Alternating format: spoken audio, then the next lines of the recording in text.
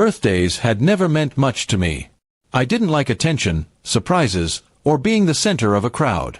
But my wife, Hannah, loved birthdays, planning, decorating, and turning ordinary days into celebrations.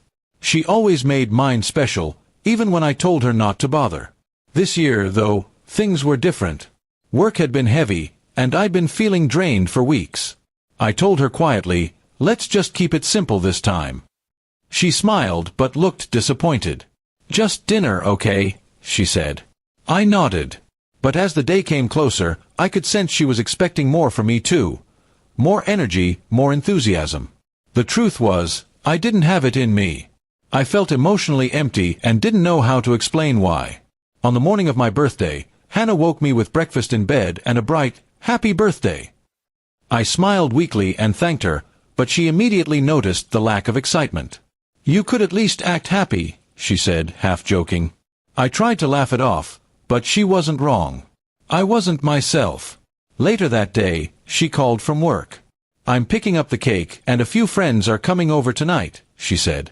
I hesitated. "I told you I didn't want a party, Hannah." Her tone changed. "It's just a few people. Why do you always have to make things difficult?" By the time she came home, frustration hung between us like a thick cloud. She walked in, arms full of groceries and decorations, while I sat quietly on the couch. "You could have at least helped me," she snapped. "You act like I'm doing something wrong for trying to make you happy." I stood up slowly, my chest heavy.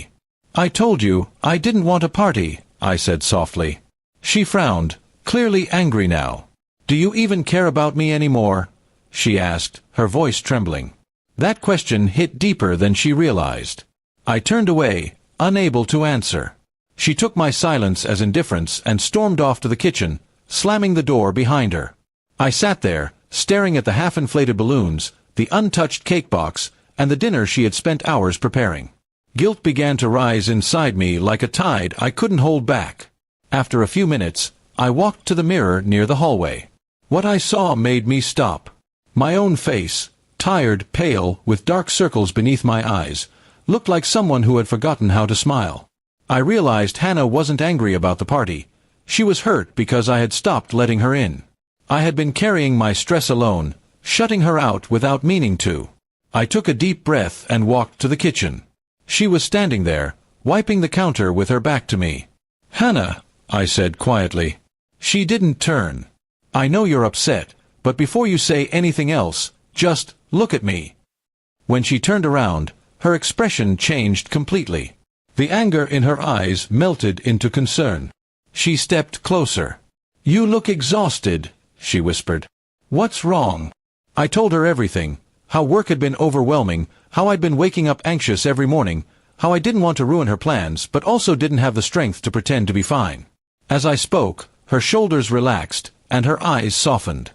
She reached up and touched my cheek gently. "You should have told me," she said. "You don't have to hide pain from me." We sat down together, and for the first time in weeks, I felt lighter. The party never happened that night. She called her friends, canceled everything, and instead lit a few candles on the table. We ate quietly, talking about life, fears, and little things we'd both been too busy to share. Later, as the night grew quiet, she brought out the cake anyway, just for us. "Make a wish," she said with a small smile. I closed my eyes and whispered, "I just want peace." She smiled and said, "Then we'll find it together." The next morning, she left a note on the counter before heading to work. It said, "No balloons next year. Just you, that's enough." I smiled reading it, feeling warmth replace the heaviness that had followed me for months. That birthday didn't have a party or a crowd, but it gave me something far more important, understanding. It reminded me that love isn't about doing grand things. It's about seeing someone's pain even when they're trying to hide it behind silence. Now, every year when my birthday comes, Hannah doesn't ask how I want to celebrate. She just looks at me and says, "You okay?" And somehow, that simple question means more than any gift ever could.